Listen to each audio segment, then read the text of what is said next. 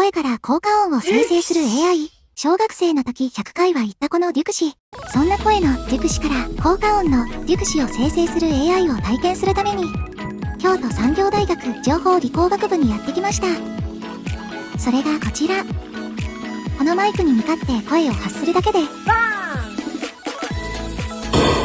こんな感じで効果音ができる。これで私の小学生からの夢が叶う。それでは皆さん聞いてください。デュクシ